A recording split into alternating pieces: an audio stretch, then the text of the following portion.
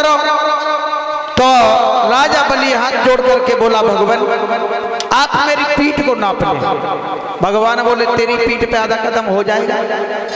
बोले, महाराज मेरी पत्नी घर पे है, हम अपनी पत्नी के पास जा रहे हैं। राजा बलि बोले, जल्दी।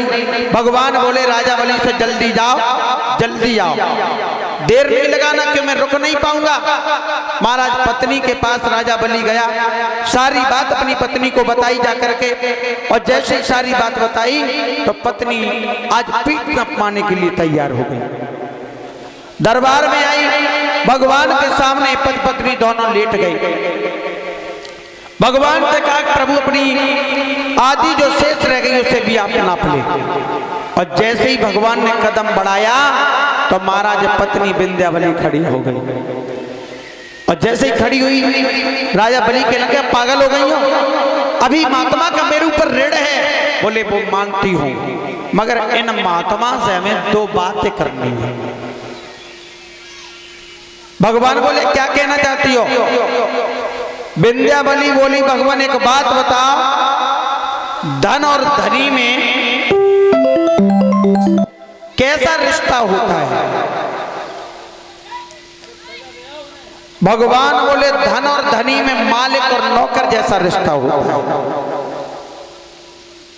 और जैसे ही कहा कि मालिक और नौकर जैसा रिश्ता होता है, तो विंध्यावली बोली, महाराज सुनो, तुमने धन मांगा है, धनी को नहीं मांगा है। तुमने पृथ्वी मांगी है, मेरे पति को नहीं मांगा है। पीठ नापने का तुम्हारा कोई अधिकार नहीं है। भगवान विंध्यावली की बातों में फंस गए। बोले, बेटी बात तो ठीक कह रही है, क्योंकि धन और धनी में मालिक और नौकर जैसा रिश्ता होता है। धन से शोभा होती है, मगर बड़ा धनी होता है महाराज। विंध्यावली बोली, तो महाराज मैं जीत गई, अब बताओ क्या करोगे? भगवान बोले, बेटी वरदान मांग ले। सो विंध्यावली को हंसी आ गई। बोली, तुमसे हम कहा मांगे? थोड़ी देर पहले तुम खुद हमारे द्वारे पे हाथ फैलाए के ठाड़ी थी, और एक भिखारी से मांगे तो मांगे का? अब महाराज विंध्यावली ने भगवान को भिखारी बना दिया। बलि से कहा, बेटा तू मांग ले।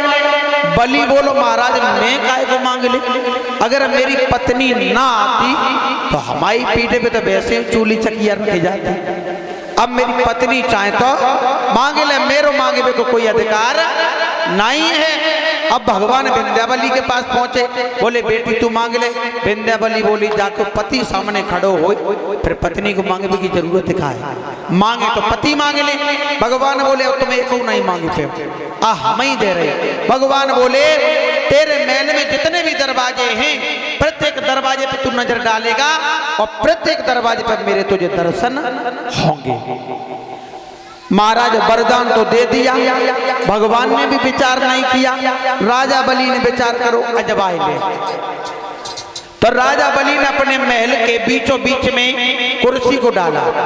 प्रमाण ये मिला है कि राजा बलि के महल में एक विद्वान कहता कि 52 दरवाजे थे, और एक विद्वान कह रहा है कि 56 दरवाजे हैं। अब जौन से उचित लगे उसे आप लोग मान ले, क्योंकि उस समय ना मैं था ना मैं आप थे।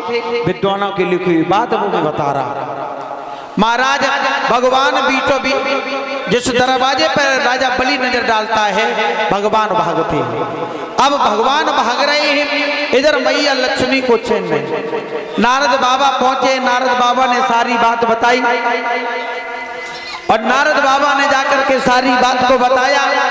तो मैया लक्ष्मी रक्षाबंधन के ठीक 2 दिन पहले राजा बलि के दरवाजे पहुंची। राजा बलि को भैया बनाया, और भैया बना करके महाराज राजा बलि की कलाई में राखी बांधी है। और जब राखी बांधी है तो राजा बलि ने कहा कि आप मांग लो। तो मैया लक्ष्मी ने भाई पहरेदार को हाथ पकड़ लिया, और जैसे ही राजा बलि ने देखा कि इसने तो पहरेदार का हाथ पकड़ा है, तो राजा बलि की पत्नी भाग करके आई और एक बात कही मैया लक्ष्मी से। और इसी के बीच में ये 51 पत्र मुद्रिकाएं